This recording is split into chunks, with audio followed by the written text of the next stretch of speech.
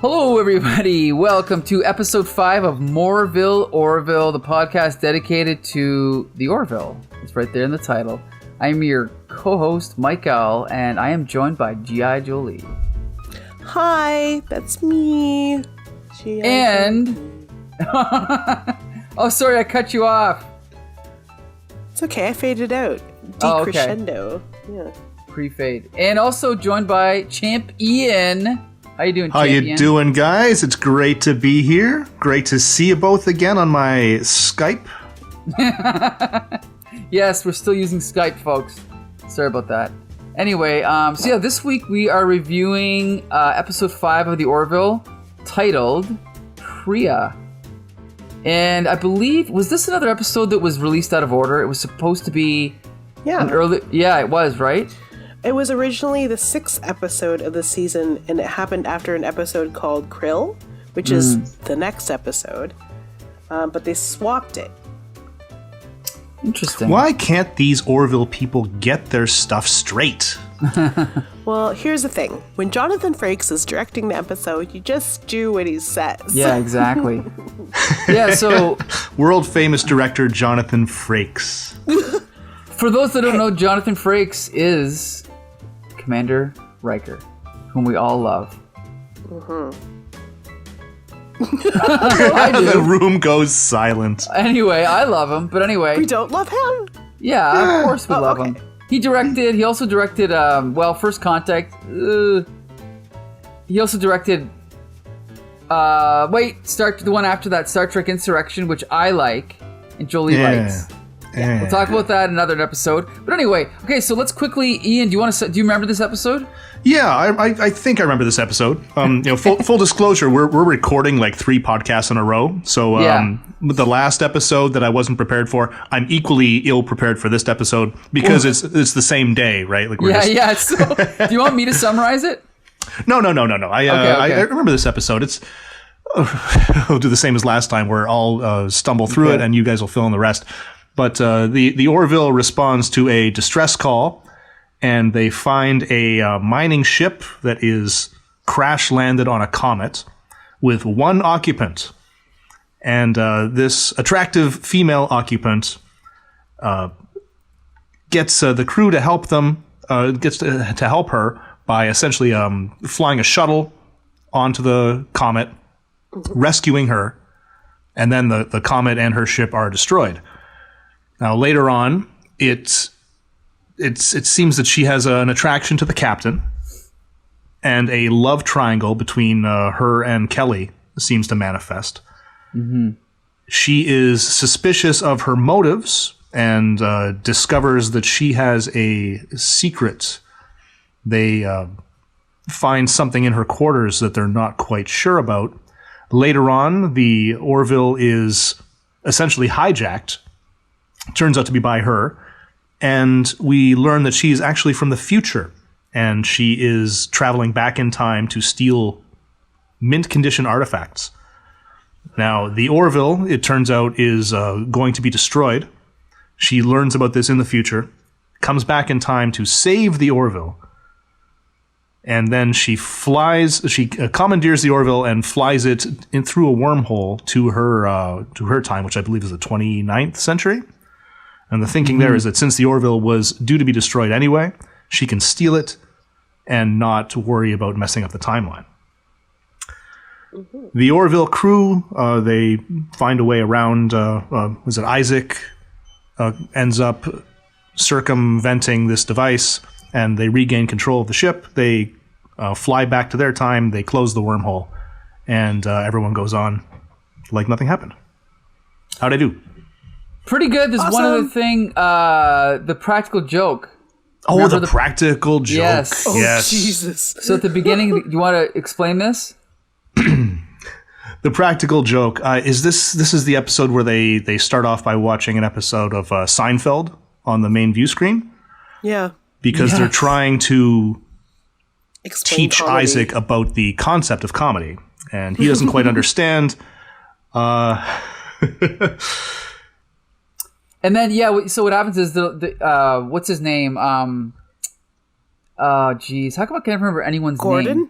Gordon, that's right. Like, Lamar. I know that he's played by Scott Grimes, and whenever I think of his character, I think of the actor's name, but I can never remember the character's name. Yeah, John Lamar. Yeah. Gordon Malloy. Gordon Malloy. Oh wait.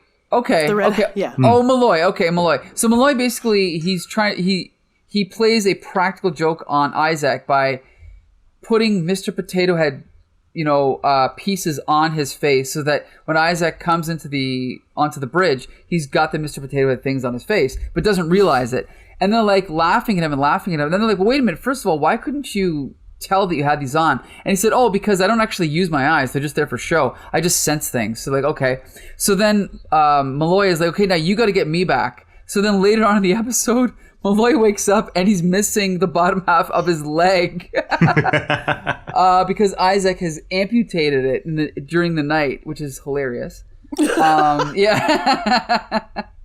And so... well, the most hilarious part is that he's like, got you! Ha! Yeah. It's so funny. So then later on, they basically regrow a leg for him. And he comes to the bridge with like a little, like almost like Deadpool, like a little baby foot sticking out like his pant leg. And apparently the actor said that he limped around on one leg so much for this episode that he now has permanent back pain. So I think it was worth it though. Yeah. You have to suffer for your art. Yes, I agree. Now we should mention quickly that this episode is very similar to a few Star Trek episodes, one of them being Mudd's Women. We won't go into the details, but another one being an episode of Next Generation. Oh, what was the one? It was the one with Matt Fuhrer. Max Headroom. Yes. The Max Headroom episode. Almost what the was same it called? plot. Yeah, I don't remember what it was called, but Star Trek Matt Fuhrer. Because the actor was Matt Fuhrer, right? Yeah, so we should do this before the show. He was in the episode A Matter of Time, which is almost the same plot. Mm-hmm. Except, yeah, he's basically there to steal things, but in this episode, it's more about why Mercer trusts Pria and why Kelly doesn't. So, I'll say again, other than the fact that this was ripped off from a Star Trek episode, I did like this episode. Again, time travel, pure science fiction concept. The one thing I didn't like was that if you remember, Kelly ordered Alara to help her break in to Priya's quarters. While they were there, they find that metal box. They don't know what it is, so they leave it. But then when Mercer finds out, he's so angry that he tells Alara, but not Kelly, that he's putting a permanent reprimand on Alara's record. But then at the end of the episode, once they realize, oh, duh, if we wouldn't, now granted, this is like a question about police tactics and evidence and all that and what's admissible. But if they wouldn't have done that, they would not have saved the ship and they would have blown up and they all would have died. Yet they don't address that subplot at all. Like, what they should have done is had Mercer say to Alara, oh, by the way, you know what? I'm going to like clear your record. You're all good, or something. So that was one disappointment I had. But Julie, what did you think? Yeah, I didn't like that either. It really rubbed me the wrong way. How taken Mercer was by Pria. But the thing is, they also wrote it as if she was like able to sort of charm the pants off the entire crew of the ship. Right. Like he takes her up to engineering and he talks to Steve, the head engineer. We all have a Steve in our lives. Both Steve and Yaphet discredit themselves by only referring to how beautiful she is. Mm-hmm. Which is to be expected because, like, I guess Steve is supposed to be, your typical, like, your stereotypical garage shop owner. Right. But he is head of engineering. So, yeah. I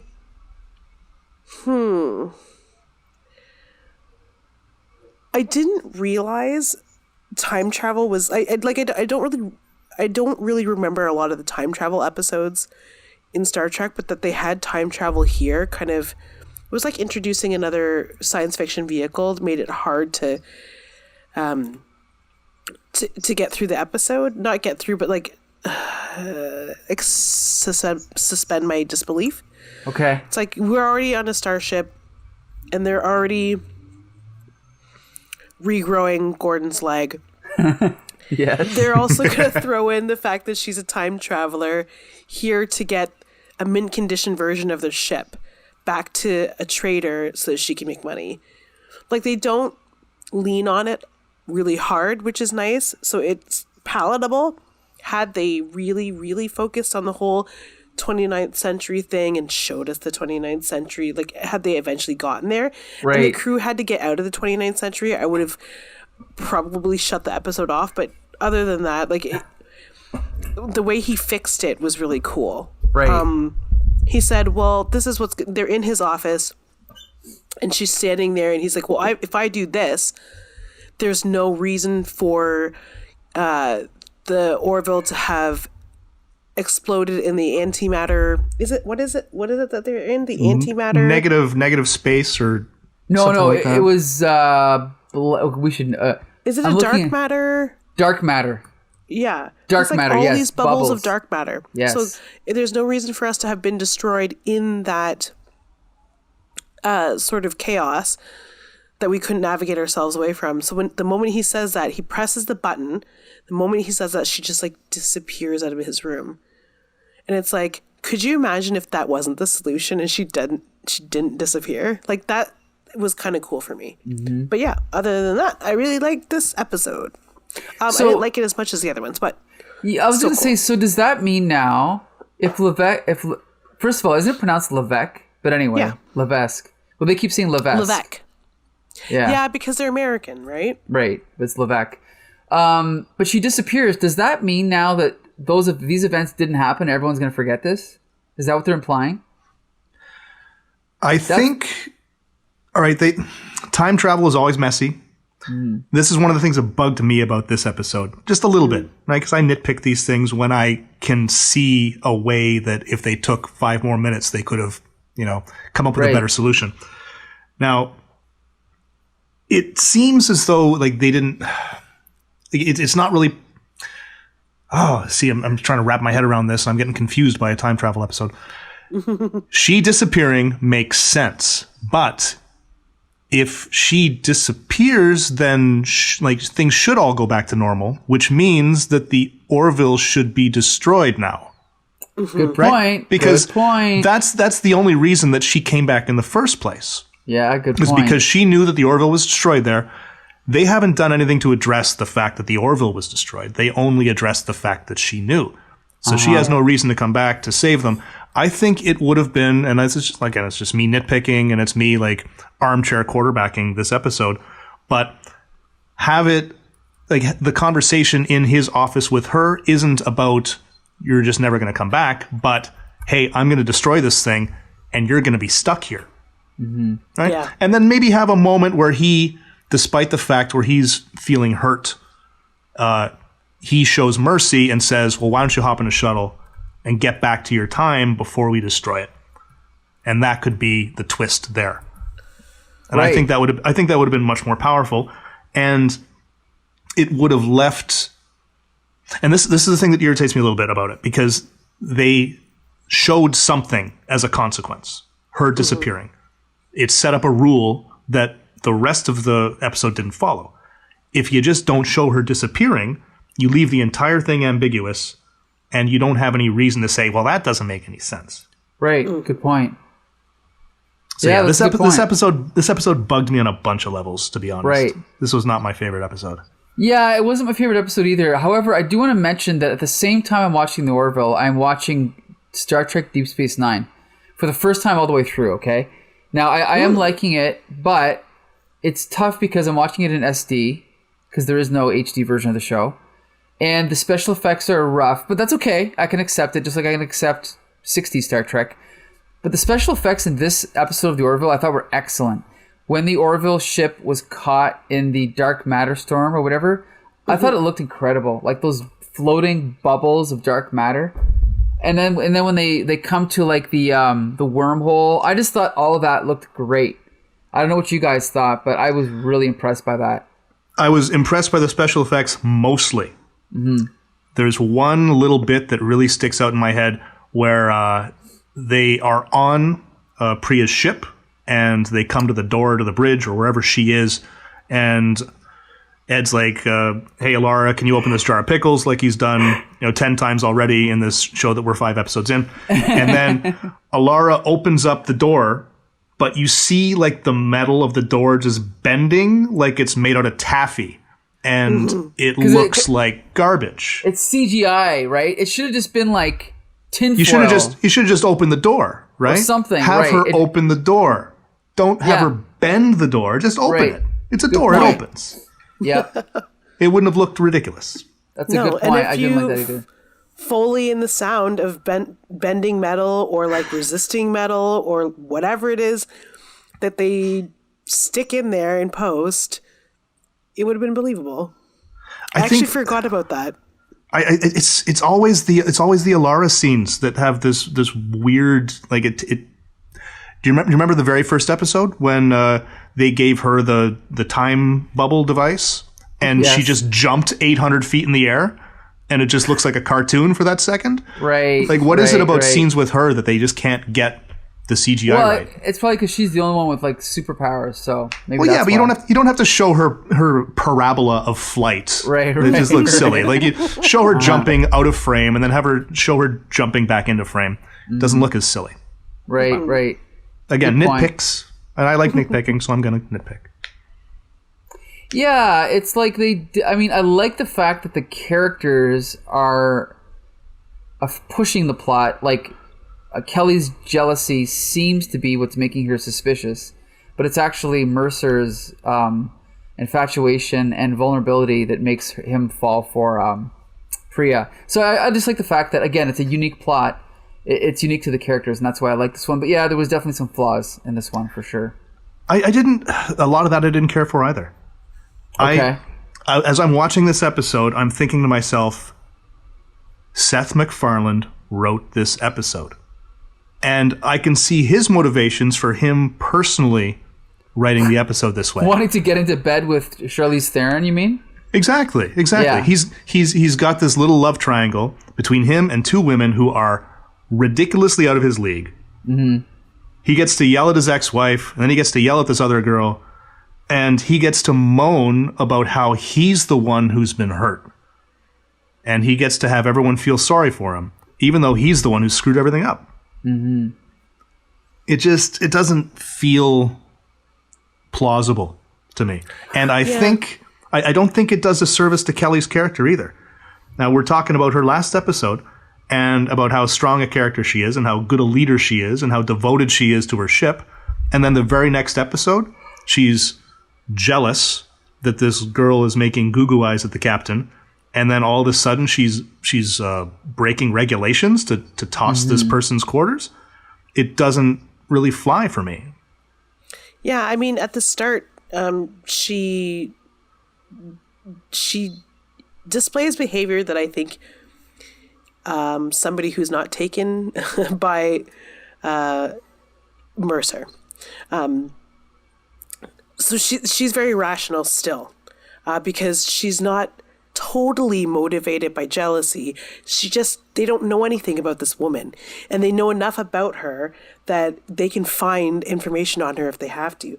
So before she convinces Alara to like break into her quarters, she does something like I think that they should have done in the first place, which is Google this consortium that she's part of, right? And like see if her name comes up, and it doesn't. This is the part that bothers me, is that when she brings that evidence to Ed Mercer, he does nothing about it, and he accuses her of being jealous, and he plays the poor boohoo me victim that he's been playing since episode 1, since he first caught his wife in bed with somebody else. Right. So by having her then break the rules later with Alara, I think it compromised her character a lot. It still serves to like tell us what kind of a person Mercer really is, which is fine with me because like so far he's a jackass. But like, yeah, having right that next step, or even better yet. What came first? The dinner party, the cocktail party? Or what? Where Ed invites both Kelly The cocktail party and- came right away. I believe, like, as soon as she was on the ship, she's like, oh, I need a drink, and conveniently, I'm having this party. Like, that was right away. Okay, got it. Yeah. Yeah. So anyway, it paints her as suspicious and jealous, way more than it should. Right. And I agree with Ian. It weakens her character. Okay, so we have to pick a character to talk about. Since we're talking about him already, why don't we talk about Isaac? Or we have talked about him, yeah. I'll just say the reason I thought of him is because I was actually flipping through these pictures online, and I came upon two different Isaacs sitting side by side, and I just discovered, spoiler, they're updating his look for season 3 slightly. He still looks the same, but much cooler. And the reason that I'm bringing that up is because I actually think, despite the fact that the show is a comedy and you're not supposed to take it too seriously, I was never really satisfied with the look of Isaac. I just thought he looked like a guy with, a silver suit on, which is, if this was 1960s Doctor Who, I could accept that. But I think even Doctor Who got more creative with the Cybermen than they do with Isaac. I actually don't think, other than the face, because the face is completely inhuman, I'm not really a fan of the design of Isaac, but I do like the voice. Ian, what do you think of his character and his look? Oh, well, I've said before that he's the perfect fish out of water character. And he does a very good job of that naivety and wanting to learn about humanity. And he is a really good a straight man in as like a foil for a lot of the comic relief that's going on around him. And this episode was, so far, I think the best episode that he's been in. And the back and forth between him and, my goodness, I forget his name again. Gordon Malloy. Gordon Malloy. The back and forth between him and Gordon is absolutely priceless. Mm-hmm. When he's explaining that he's hidden the legs somewhere on the ship. Yes. And he plays it completely straight. I think it's absolutely brilliant. Julie, you look like you're about to say something. Well, when it falls out of the ceiling... So funny. Alara, when he's reprimanding Alara and Kelly, right in the middle of the most serious part of that Yeah. Mm-hmm. It falls out of the ceiling. Yeah, yes. And they're like, just ignore that. So funny. Then Alara slings it over her shoulder. Yes. I love it. What do you think of his outfit though, like his design? Oh, his design. I'm with you on that. I wonder sometimes if maybe that's what they were going for, like a throwback to like very, very, very old, 50s and 60s sci-fi. But sure, I don't know. Like I wouldn't have made that decision in their place. Right. I would have. I wouldn't have made the clothing look so like he looks frumpy. He looks like a frumpy android. Right, yeah. Like sorry, go ahead, Jolie. No, I was gonna say if it's about the costuming, you should go ahead. Well, I was gonna say usually with like characters like this, like C-3PO or the characters that what's his name, the director Del Toro. Well, again, something I should have looked at before we started the episode. The guy who directed like Pan's Labyrinth and what's his name? Well, not Benicio. Yeah, I know. Guillermo del Toro. He uses Apparently really... we all have foggy brains. Yeah, I know. Oh my god. But he uses really thin actors, right? And just like C-3PO, Anthony Daniels is really slight. He has a slight build because it's easier then to build on top of that. So with Isaac, to me, I'm not sure what this guy looks like. I mean, I've seen him out of costume, but to me, you take that build and then you put like some type of robot on top of it, right? Like some of that circuitry or see-through plastic with like circuitry and lights. Just have some fun with it. But it's almost like they just went the opposite way and it doesn't look creative at all to me. Like I said, other than the face. Yeah, and so Isaac is played by an actor named Mark Jackson who is English, but he also has I don't know, he has this look about him that he looks like an android already. Yeah, he looks like a mannequin. Like he has like a perfect jaw, and his face is very almost, like a mannequin. Yeah, so like if they blocked out his eyebrows, they could actually just use his face. Yeah, He's like, you always say it, Willem Dafoe as the Hobgoblin. right. Hobgoblin? Green Goblin. Green Goblin. No need to put a mask on that man. Paint it green, and you have a villain. I mean, I'm not going to talk about spoilers, but this man has such a distinct... he has really great angles on the contours of his face are perfect for like they're just ripe for turning him into an android. Right. That may have been why he was selected as the actor to begin with. They might have been considering doing that from the outset, and then at the 11th hour just said, "Hey, let's just put him in a suit. It's easier." Yeah, let's spaceman him up. We got to make him a little more. Yeah. Because if you think about it, okay, let's solve the problem in our heads. If you put him, actor Mark Jackson, with the rest of the everybody, Bortus would be the only person in prosthetics, very, very visible prosthetics. I say that because Alara you can barely see. Sure, yeah. Yeah. They kind of blend in with her skin a little bit, and her ears kind of look nice, like seashells. So it's not like a visually burden, like, alarming. But if you put Mark Jackson in with the rest of the group, and then in shiny metal, it's a little more sci-fi. You know what I'm saying? Right. It's not just a bunch of people hanging out. Yeah. Not like a bunch of humans. Yeah. Original series. Sorry. It was the 60s. What are you going to do? Right? Yeah, it's like, these are an entire race of space people. They're just greener than we are. But they're humanoid, just like us, and they have all of the same anatomy. Weird. Go for it, Captain Kirk. It was funny because I was having a discussion with my nephews about what aliens look like. And my one nephew is so serious, but he's like, yeah, well, I mean, most aliens look exactly like humans, though.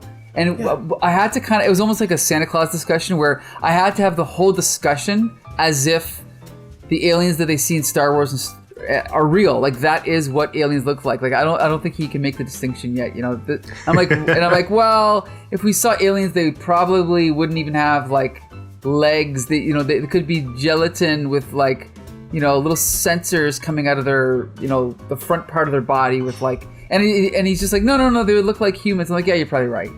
There's no point in trying to explain this to you. Whereas anyway, we all know that they would actually look like reptiles and they would control our government. Yes.